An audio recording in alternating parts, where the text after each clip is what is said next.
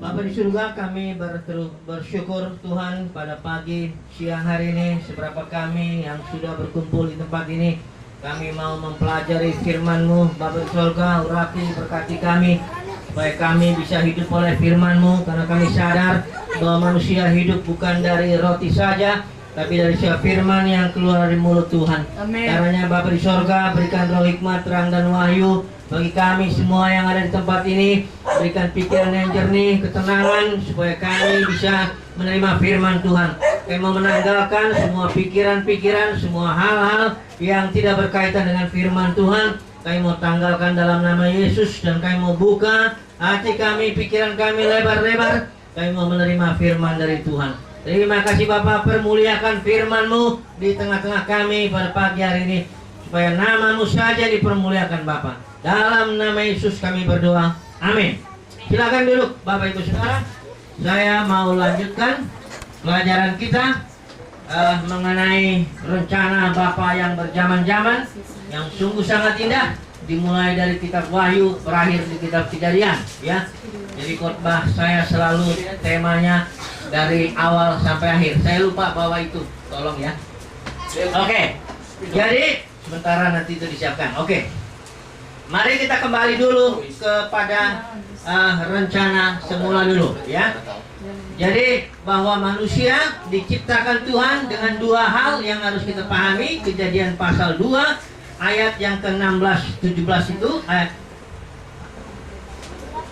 ayat yang Kejadian 1 ayat yang ke-26 sampai 28 itu selalu harus kita ingat-ingat.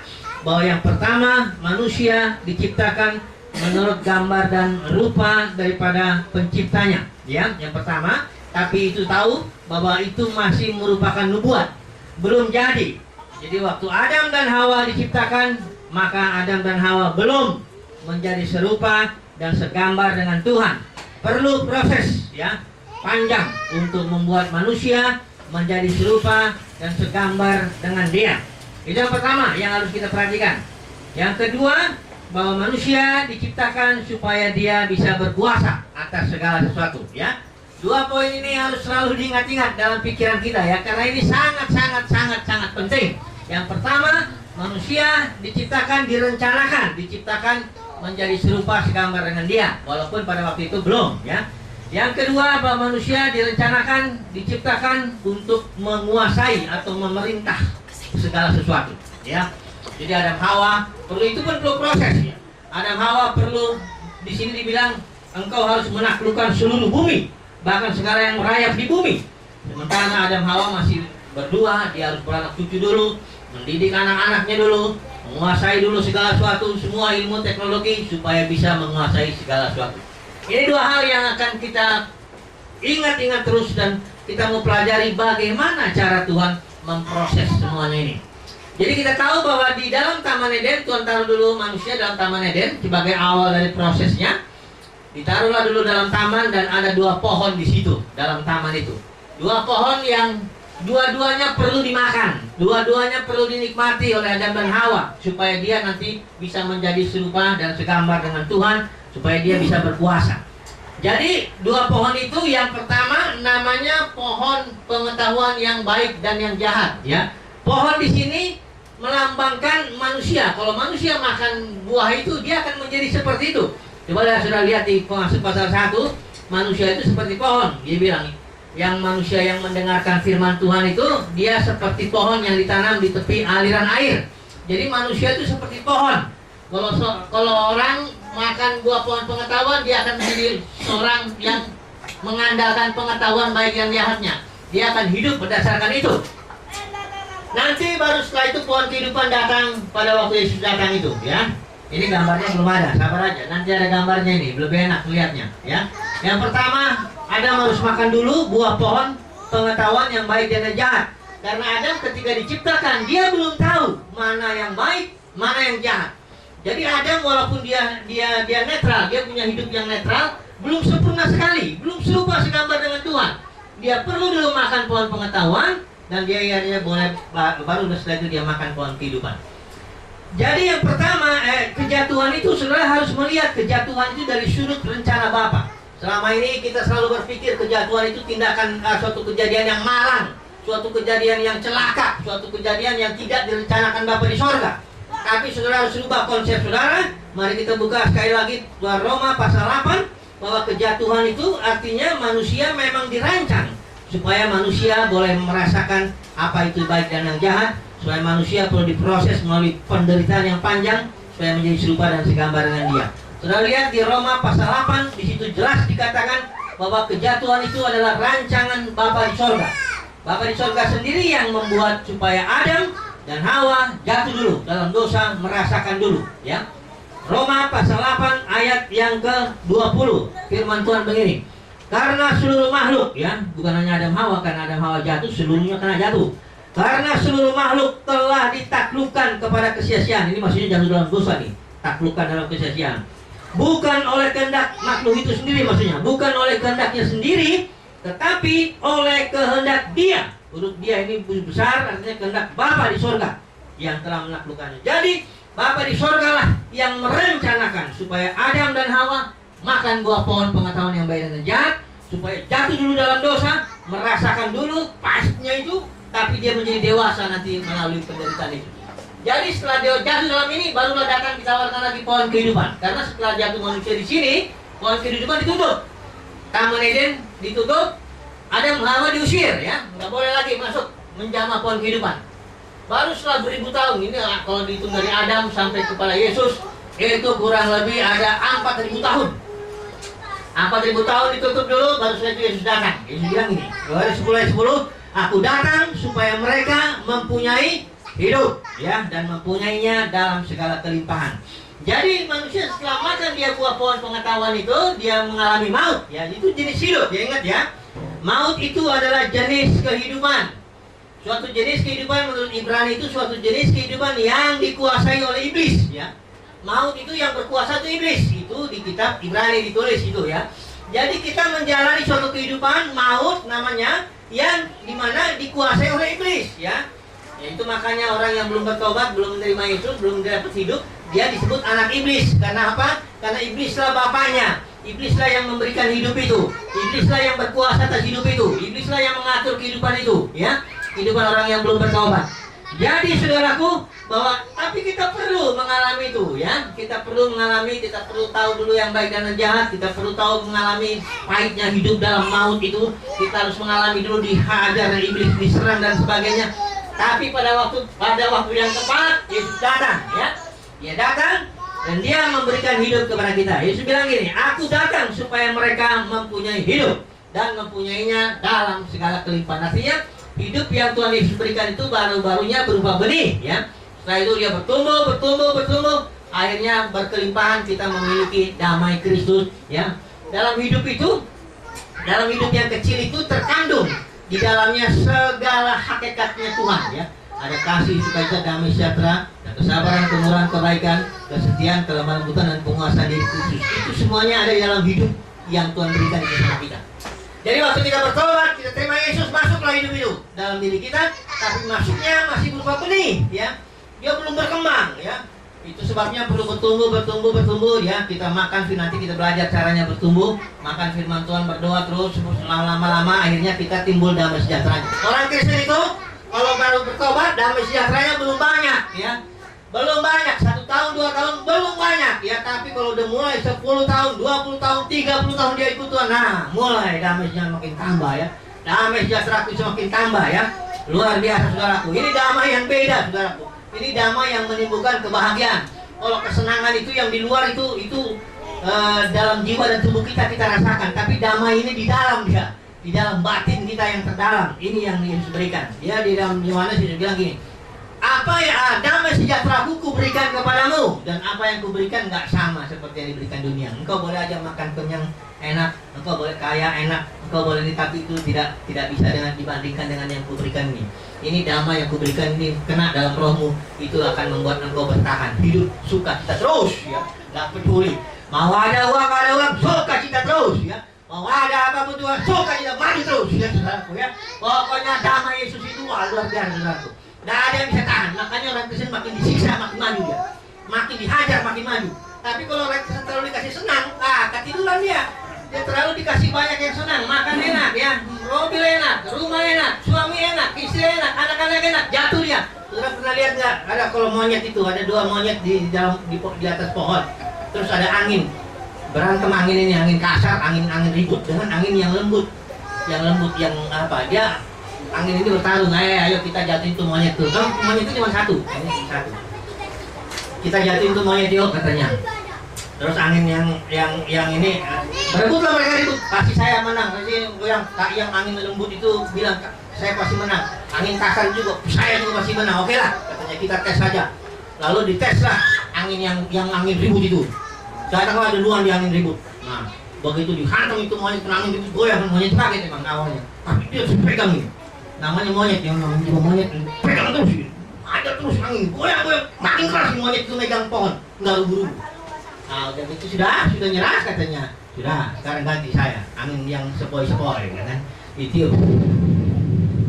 Sekali dia monyetnya udah mulai dia lepaskan sedikit tegangannya kan. Mulai karena lembut, anginnya enak. Yang kedua, makin dia enak ya. Ketiga, makin lama-lama ngantuk rupanya. Monyet juga ngantuk saudaraku kalau dikasih angin-angin yang lembut-lembut. Jadi manusia itu sama monyet sama. Kalau manusia itu kita ini orang Kristen, kalau terlalu dikasih enak hidupnya nggak bertarung dia. Kalau dikasih makannya enak, ya anak kayak anak mami ya, semuanya disediakan ya, nggak pernah ngalamin penderitaan, nggak pernah ngalamin kesusahan, itu menjadi orang Kristen yang jatuh lah ya. Nggak ada lah kekuatan di situ ya. Tapi coba lihat orang kalau dikasih angin yang kencang kayak monyet, megang itu kencang ya. Jadi saudaraku, kita perlu mengalami sesuatu yang menderita supaya kita menjadi kuat. Oke, sekarang lagi dia belajar. Oke lah. Nah, ingatan dulu. Ini kalau perlu langsung disiapkan. Oke, ya. Jadi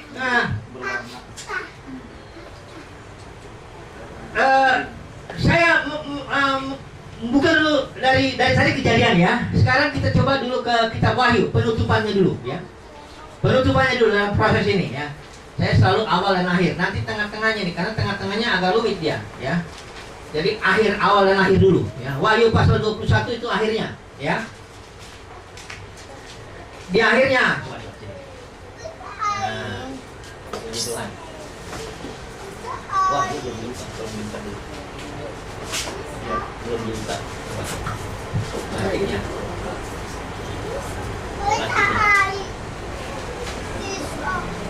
Nah, kita lihat dulu awal tadi dan akhir. Manusia diciptakan, ini langit yang pertama, sini baru yang langit dan bumi yang baru.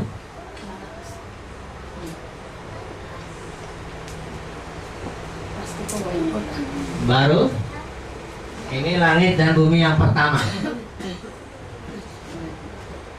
dan bumi pertama. Kita tahu Adam diciptakan di sini, dia memiliki hidup netral. Saya bikin tulis di sini hidup netral. Ya, ingat ya, Adam itu belumlah menjadi serupa atau segambar dengan Tuhan. Ya, dia masih memiliki jenis hidup yang netral, belum tahu yang baik dan yang jahat. Ya, maka Tuhan memberikan dua pohon yang harus dilalui. Ini saya gambarnya begini, karena disinilah nanti pohon itu datang yang kedua. Inilah yang datang pohon hidup, yaitu Yesus ya. Pohon hidup. Barang siapa makan aku, kata Yesus, ya, dia akan memiliki hidup dalam dirinya. Oh, di sini ada makan buah yang ini dulu. Pohon, gambar pohon ya. Ini pohon pengetahuan baik jahat ya. Pohon pengetahuan baik dan jahat. Ini yang ada makan dulu ya. Di proses dulu Adam berjalan, Adam menjadi manusia dengan bersandar kepada pengetahuannya. Ini Adam pohon, tadi dibilangkan sama dengan manusia. Maka Adam menjadi, dan seluruh keturunannya ini ya, kalau saya bilang Adam berarti seluruh keturunannya sama ya. Adam dan seluruh keturunannya menjadi orang yang bersandar kepada otaknya ya. Dia hidup dari otaknya itu. Makanya timbul banyak agama. Agama itu mengajarkan yang baik dan yang jahat. Kenapa timbul agama? Karena dia makan ini. Agama ini lahirnya dari sini, ya. Jadi ajarlah, termasuk Konghucu, Buddha, apa semuanya. Muhammad timbul, dia mengajarkan yang baik begini, yang jahat begini, yang baik. Tapi Yesus lain. Aku datang supaya mereka mempunyai. Yesus sudah bangun agama, ya. Dia bangun, dia berikan hidup, ya. Nah, jadi di sini kalau orang percaya bertobat, dia jadi masuk sini. Ini artinya dia bertobat. Berapa orang yang bertobat? Nggak semua orang bertobat, ya. Ini Adam jalan dan keturunannya, dia bertobat, maka dia menjadi manusia double, ya. Karena maut itu nggak langsung hilang, ya. Jadi ada dua jenis hidup. Ya, saya gambar begini. Ya. Manusia itu jadi, atau saya umpamakan. Ada gambarnya begini ya, ini aja lah ya.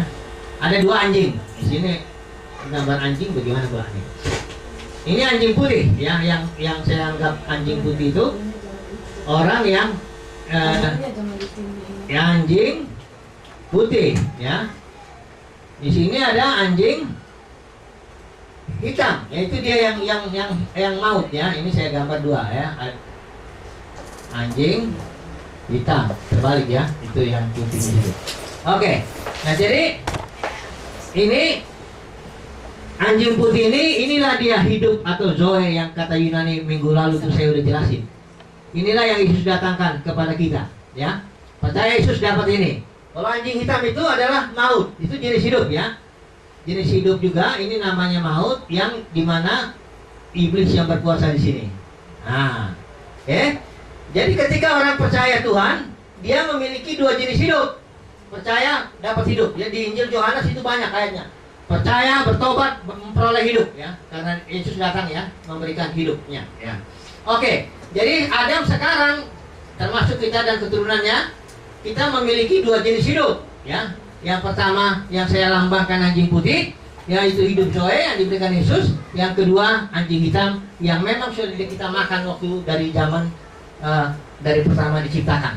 Nah, makanya orang Kristen, ini nggak saya bikin Adam, jadi saya bikin jadi orang Kristen ya. Inilah dia orang Kristen itu sekarang. Inilah kita ini sekarang. Makanya saudara jangan heran. Ini benih ya, baru ditanam itu dia benih, masih berupa benih, ya. Sementara hidup lamanya sudah cukup sudah cukup bertumbuh ini ya, betul nggak? Karena kita begitu lahir yang dapat apa? Hidup apa yang waktu kita lahir ke dunia ini? Tumbuh. Kita pertama lahir ke dunia ini dapatnya anjing hitam, bertumbuh ya, hidup yang dari nenek moyang kita. Karena firman Tuhan bilang apa yang dilahirkan dari daging adalah daging. Jadi kita begitu lahir ke dunia ini nggak peduli walaupun bapak kita pendeta, ibu kita pendeta, dia mewariskan anjing hitam, ya. Makanya gak usah heran anak pendeta bisa narkoba, ya. Karena yang diwariskan waktu lahir ke dunia itu bayi, dia adalah anjing hitam ini. Setelah itu bertumbuhlah anak ini kan, bertumbuh dia percaya Yesus, maka dia mendapatkan lagi satu benih hidup yang baru. Ini namanya hidup baru, ya. Hidup Zoe, hidupnya Kristus, ya. Dia baru benih. Sementara di sini sudah bertumbuh dia, ya. Maka dalam pertarungan awal, tahun-tahun awal Kristen, pasti orang Kristen banyak kalah, ya. Nah, ini senangnya berdoa, baca Alkitab, senangnya memuji Tuhan, ya toh? Hidup baru ini, ya. Senangnya bersuka-cita memuji Tuhan, menyembah Tuhan, dia mau melayani Tuhan. Tapi kalau hidup yang lama, wah, tergantung orangnya, ya. Kalau dia memang senangnya yang dari awal udah jorok-jorok, ya senangnya jorok-jorok, kayak babi. Kalau dia senangnya dari awalnya sudah narkoba, wah arahnya ke sana. Atau dia senangnya sudah uang, wah kejar apapun uang, semuanya itu arahnya ke sana, ya. Nah jadi ini bertarung lah ini. Di awal-awalnya, saudaraku, ini makanya hidup kita itu sangat pahit. Ketika kita baru tahun-tahun awal, kita banyak kalah, ya.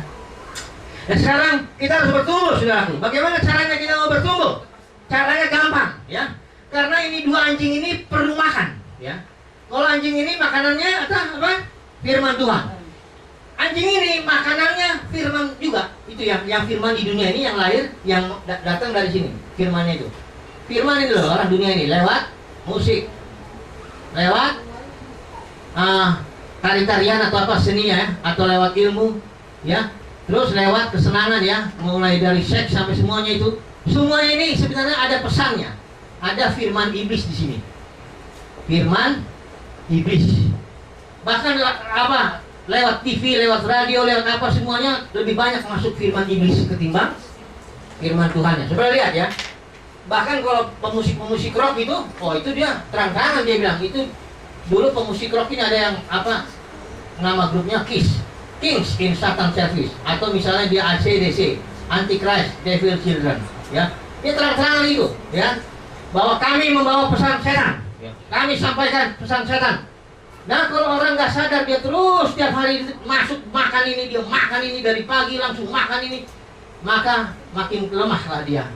Anjing hitam, anjing putihnya itu dalam pertarungan kalah. Maka kelakuannya orang Kristen ini bisa lebih mirip dengan anjing hitam, tergantung mana. Atau kadang-kadang hari Minggu terpaksa ditutup dulu ini ya. Masuklah dia anjing putih. Kelakuannya anjing hari Minggu orang Kristen kayak malaikat, hari Senin sampai hari Sabtu kayak setan ya. Karena tergantung siapa yang kita mau kasih makan. Saudara, kita ini adalah bagian kita, pilihan kita, saudaraku. Ini di sini orang Kristen harus melakukan pilihan. Saudara mau yang mana? Inilah pilihan dulu. Memang semuanya kasih karunia juga, tapi itu ada pengaruh faktor pilihan. Saudara mau makan yang mana? Mau makan yang ini? Apa? Di sini firman ya. Nah, di sini firman. Melalui pujian firman Tuhan ini masuk ya. Melalui pujian, melalui baca kitab, melalui doa, melalui pelayanan, melalui kontak dengan orang-orang yang apa, bergaulan yang dengan baik. Coba lihat nih, ini anak remaja nih, coba di anak-anak kami juga ini, coba lihat. Pergaulan itu yang paling mempengaruhi nanti. Coba lihat. Kalau orang bergaulnya dengan orang yang banyak firman, ucapin firman, dia akan kelakuannya akan menjadi seperti itu. Kalau bergaulnya ke sini, nah, lihat. Coba tuh Melika David Maria nih, kalau bergaulnya kebanyakannya ke sini, nanti kelakuan kamu kayak anjing hitam. Maka kamu jadi ribut terus sama papa mama. Karena papa mama jelas bukan anjing hitam dong. Kadang-kadang keluar sedikit anjing hitamnya, tapi kan nggak terus-terusan ya. Lebih banyak anjing putihnya keluar ya. Nah makanya kalian ribut. Kalau ribut sama papa mama nanti, kenapa nih? Ya jelas kau anjing hitamnya, satu anjing putih. Emang anjing hitam anjing putih nggak akan cocok. Yang satu ini firman memuliakan Tuhan, yang ini memuliakan setan. Gimana mau cocoknya? Nggak ada cocoknya ya.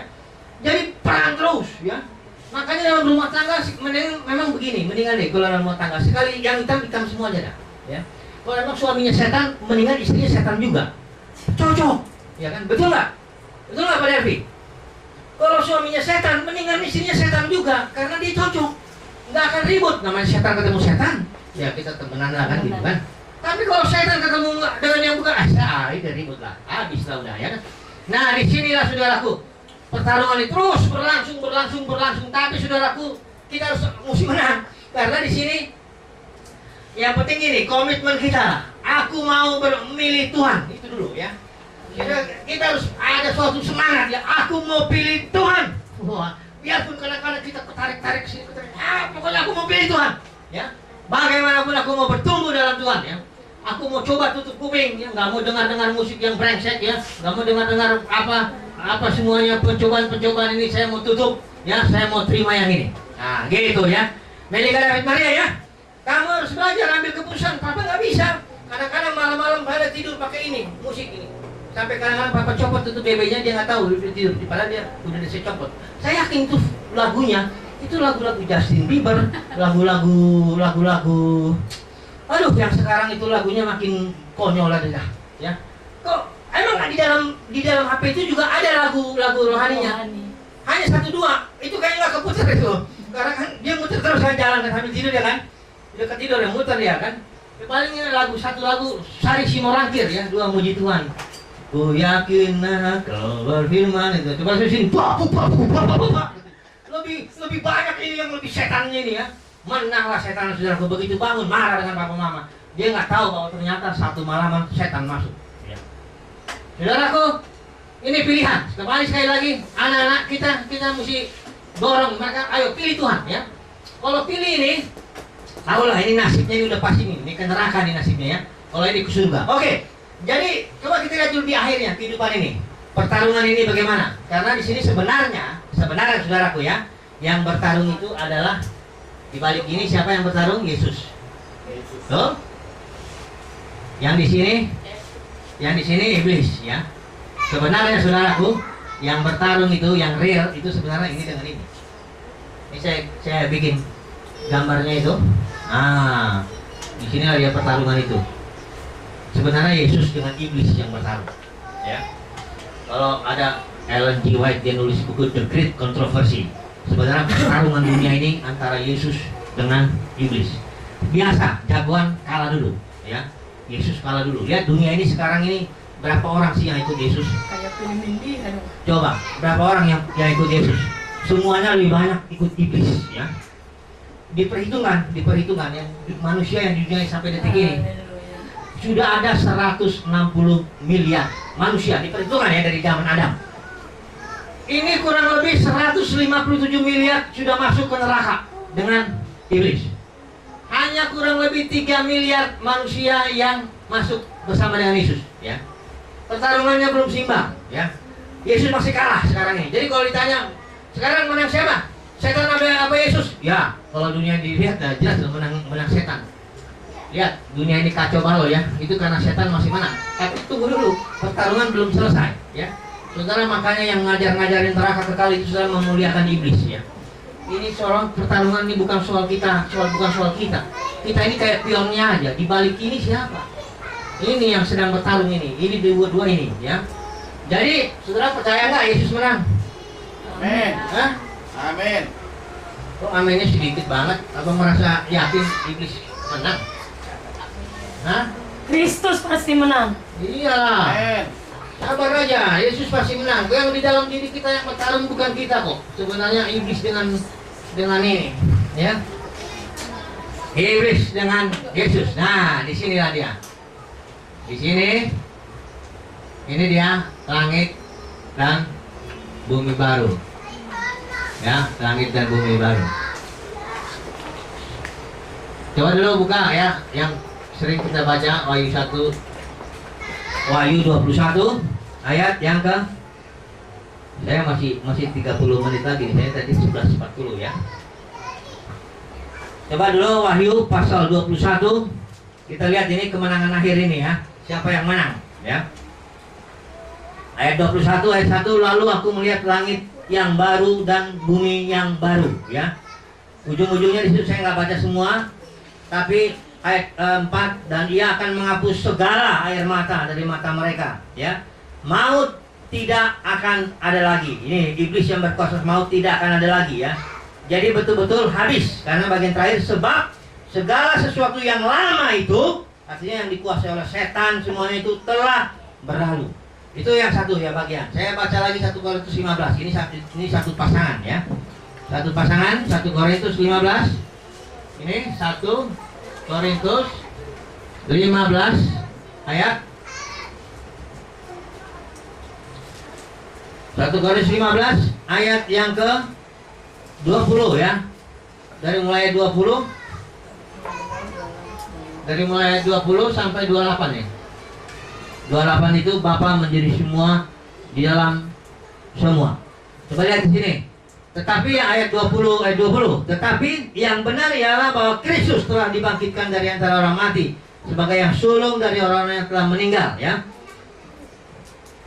Terus ayatnya terus,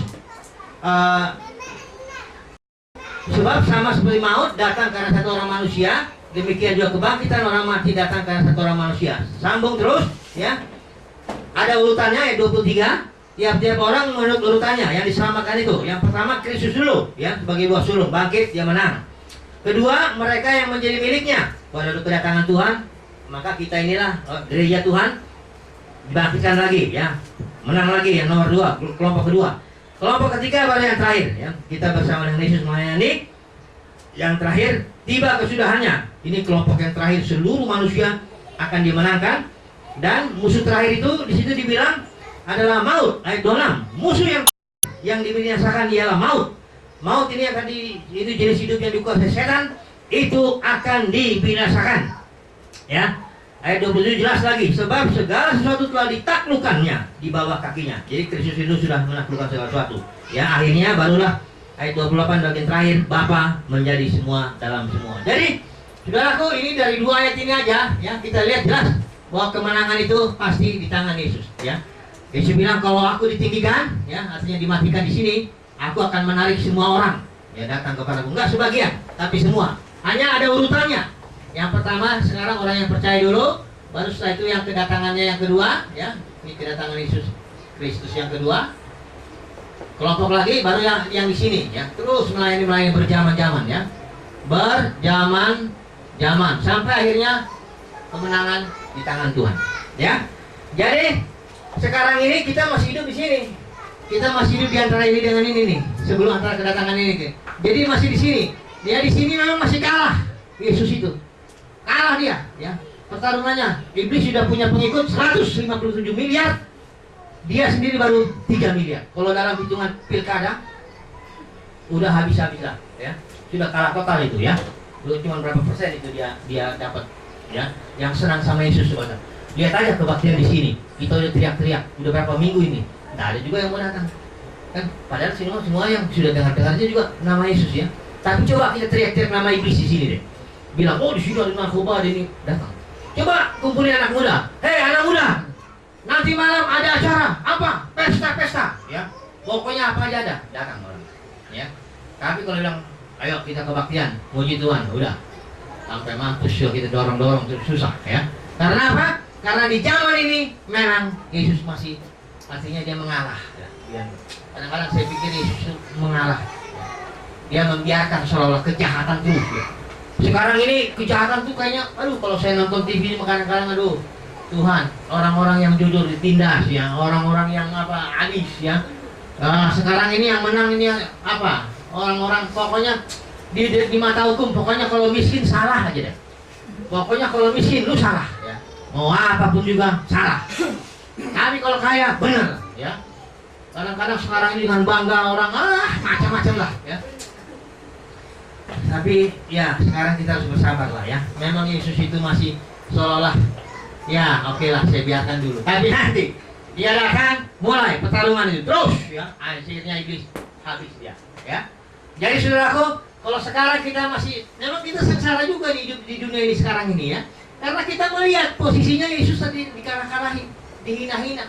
Kita lagi orang Kristen yang minoritas lagi dihina-hina, bangun rumah susah, yang lain bangun yang rumah ibadah gampang. Pokoknya yang setan-setan sekarang gampang lah ya. Ya, kalau yang Yesus itu harus susah ya. Sempit ya. Ini makanya Yesus bilang jalan sempit ini. Tapi kita sabar saudaraku. Sabar, ada waktunya nanti Yesus datang, ya mulai kelihatan lah itu. Kita melayani dengan Yesus berjaman-jaman sampai akhirnya. Ini kalau di kitab Wahyu ini macam-macam.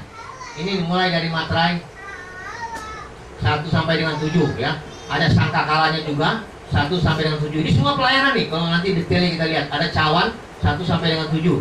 Dihajar ini ya iblis itu. Diajar sampai akhirnya Bapa menjadi semua dalam semua di sini menang ya. Ini luar biasa saudaraku pertarungan. Tapi nanti itu ya. Oke. Sekarang kita mau masih ada waktu saya 15 menit, 20 menit ya. Saya mau masuk ke kitab Pengkhotbah saudaraku. Saya mau yakinkan kepada kita bahwa kehidupan yang kita menjalani anjing hitam ini suatu kehidupan yang sama sekali sia-sia ya. Coba dulu buka kitab Pengkhotbah ya. Kitab Pengkhotbah itu suatu kitab yang banyak orang Kristen nggak belajar ya, nggak belajar. Kitab Pengkhotbah ini ditulis oleh Salomo. Seorang yang paling pintar di muka bumi ini adalah Salomo, saudaraku ya, bukan Einstein ya. Einstein memang termasuk yang pintar sampai otaknya itu dia mati, otaknya dimasukin ke museum karena otaknya ternyata lebih besar daripada otak-otak yang lainnya ya. Jadi tapi Alkitab bilang Salomo ini adalah seorang yang ditaruh hikmat oleh Tuhan dan dia ini adalah orang yang paling pintar. Saudaraku, Salomo membuat tulisan ya.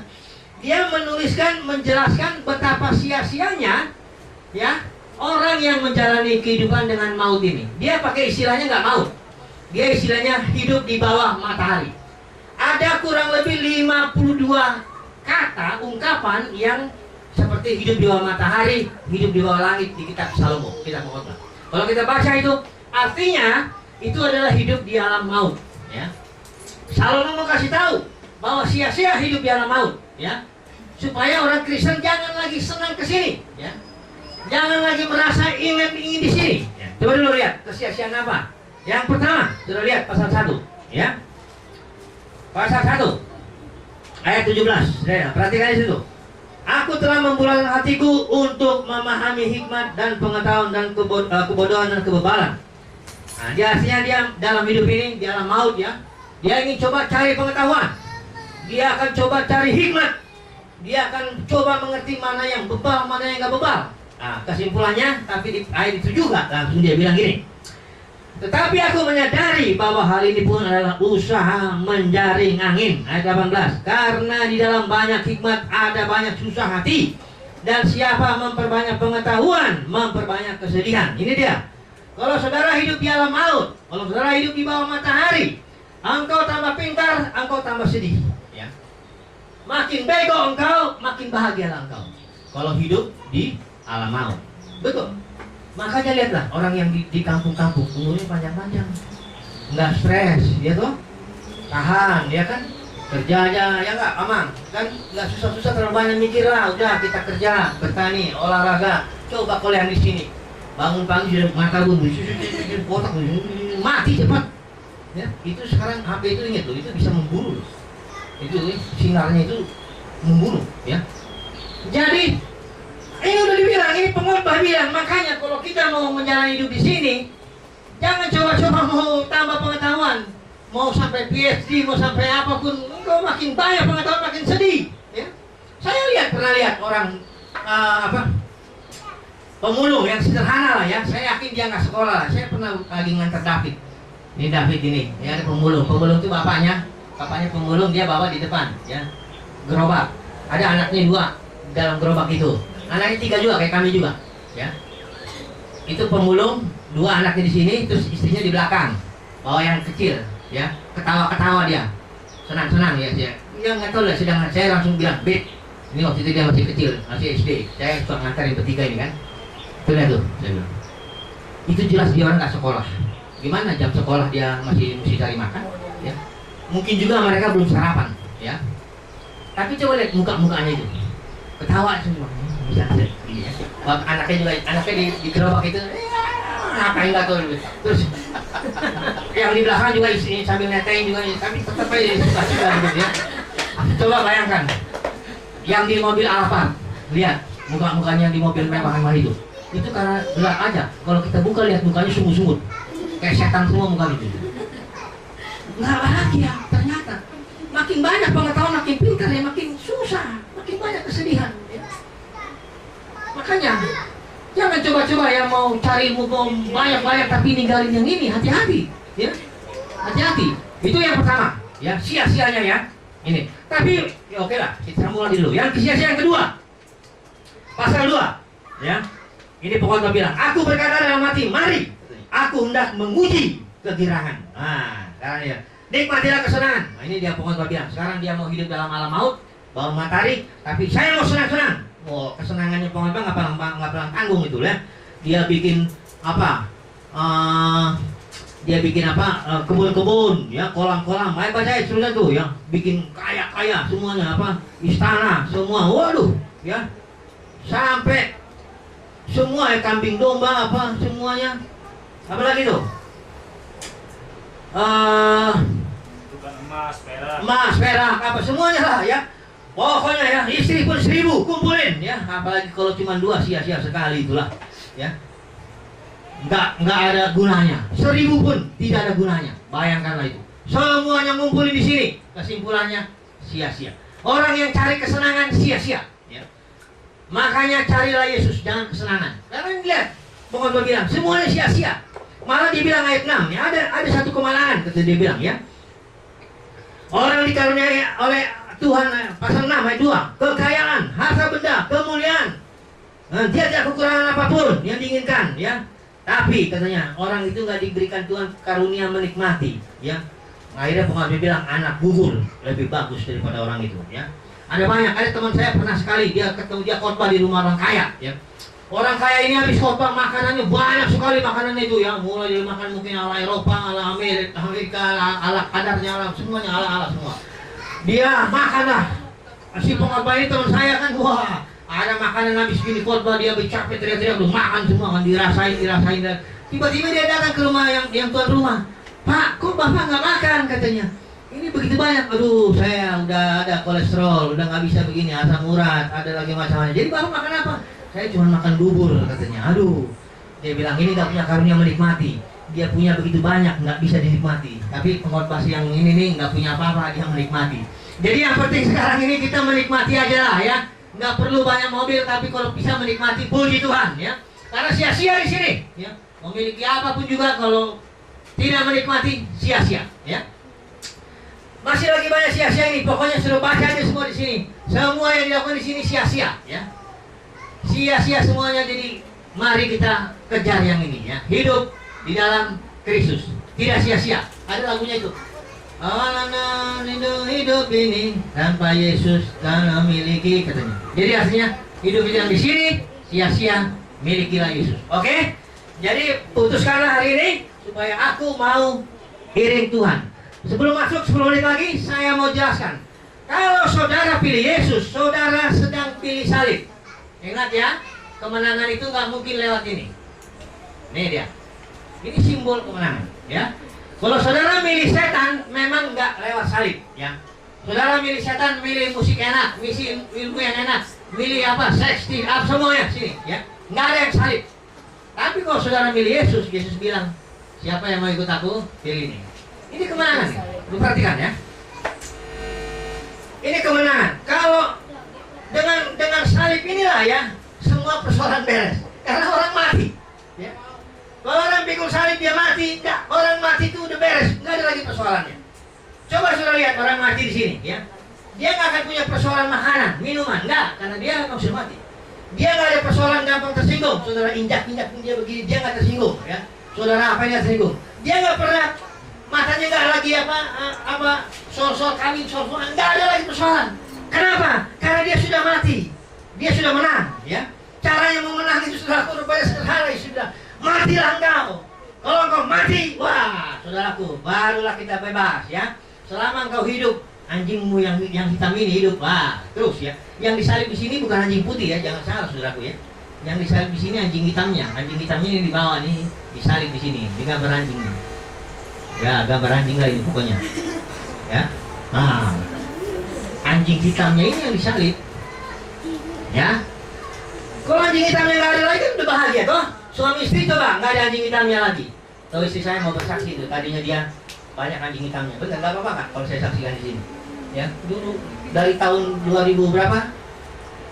Kalau kita kan teman-teman ini nggak apa-apa, saksiin aja. Ya kan, nggak apa-apa ya. Tahun berapa? 2000? 2007. Oh, di situ mulai anjing hitam istri saya ini galak juga, termasuk yang ngeri. Ya, pernah sedang berdoa, aja itu kan, kamu marah-marah kan? Boom, lagi berdoa, suami lagi berdoa. Bisa dibentak-bentak. Marah terus ya, istri saya juga marah selama dari 2007 sampai tahun berapa itu? Baru 3 hari yang lalu. Jadi berapa? 3 hari yang lalu kan? Seminggu. Baru seminggu, ya mesra banget dia sama saya.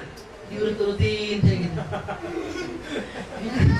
Diurut-urutin, diminta ini, minta itu. Dia bilang, saya bilang, gua udah tua nih, nggak tahu nih. Diurut-urutin ya. Saya bilang, kok tumben? Anjing hitamnya nggak ngamuk-ngamuk lagi. Kenapa? Rupanya sudah disalib dari 2007. Bayangin saudaraku, hanya baru saya satu minggu saya ngerasain punya istri lembut. Betul, tanya dia. Kalau dia maju kita pasti bersaksi. Ya. Haleluya. Dulu bentak-bentak, bapak. Anjing namanya anjing yang gonggok. Mana ada anjing? Nggak ada. Zamannya. Anjing itu. Tapi sekarang saya diamkan saja. Saya maju terus. Ya. Kalau suami itu pelari maju aja, ya nanti ada waktunya istri kita juga habisnya anjing hitamnya itu capek sendiri. Capek sendiri atau kenapa nih matinya kamu ini anjing hitamnya? Betul lah. Karena Yesus pasti lah. Oh, karena Yesus ya. Ya puji Tuhan lah ya. Setelah itu ini mati lega lah ya. Selesai ya. Jadi ini jalan kemenangan ya. Jangan hina ini ya. Tapi ini jalan keluar bukan hanya untuk digantung-gantung di sini, tapi ini untuk dinikmati. Oke. Inilah dia jalan keluarnya begitu. Ini menang, puji Tuhan, ya. Tidak ada lagi masalah, tidak ada lagi tantangan, tidak lagi persoalan. Kita hanya tinggal nikmati anjing putih. Wah, nikmati makan dengan Tuhan, menikmati firman Tuhan, menikmati damai sejahtera Tuhan. Waduh, hidup itu luar biasa, terlalu sangat enak. Saat ini hidup saya enak, ya, karena separuh diri saya anjing hitamnya sudah mati. Saya masih ada sedikit. tunggu dulu matinya sebentar. Makanya jangan coba terlalu dia apa saya sama si ada anjing hitamnya ini ya. Dia terlalu mesra, tadi malam yang mesra banget ya. Jadi, waduh ya, Pak Dersi gimana? Anjing hitamnya masih banyaknya? Masih suka menggonggong? Hah? Atau kamu yang menggonggongin dia? Terbalik, gimana kamu? Gimana ini menggonggong? Sini. Waduh, rupanya anjing hitamnya di sini. Dalam nama Yesus, anjing hitamnya itu mesti mati itu ya. Karena ini, kalau anjing hitam sudah mati, rumah tangga enak, anak-anak pun enak ya. Kalian nanti suami lihat anak-anaknya, perhatiin mama. Dia nggak suka lagi ngomel. Ini anak saya nggak tahu. Ini mama suka ngomel aja tadi. Ya boleh, bersaksi gini, tiga-tiganya. Ngomel, tapi sekarang, kamu lihat nggak? Dalam beberapa ikat. Beda ya? Nah, dia Dan sampai selamanya. ya itu maksudnya itu sampai selama. Jangan lagi datang lagi anjing hitamnya. Itu mati kok. Udah mati, udah mati lah, nggak bakal lagi ada. Ya, jadi kalian akan punya mama baru. Papa punya mama baru, papa juga punya istri baru. Ya. Jadi saudaraku, anjing hitam, ini problem kita. Ya, jangan sudah pikir masalah kita itu uang, masalah kita itu pekerjaan, masalah kita itu anak, masalah suami istri. Bukan, masalah kita anjing hitam ada di dalam kita. Itu masalah kita. Kalau anjing hitamnya ini sudah nggak ada, hanya tinggal anjing putih. Wah, tidak ada masalah saudaraku. Amin. Amin. Ikat aja ikat. Diikat juga kalau anjingnya. Diikat juga kalau dia ini berotak dia loh anjingnya. Matikan, kalau cara lain jangan ikat-ikat, matikan aja. Nggak bisa itu ya. Oke ya, saya sudah habis waktu saya. Jadi pokoknya kemenangan itu di tangan Tuhan ya. Jadi saudaraku, dalam menjalani kita hidup ini, walau saat ini menderita, walau saat ini susah, kuatkan hatimu ya. Pak Carlos, Pak Carlos ya. Walaupun sekarang susah Pak, tenang aja Pak ya. Nanti ya Tuhan makin hari kita akan menang. Oke? Coba salam kiri kanan, yuk kita jadi pemenang.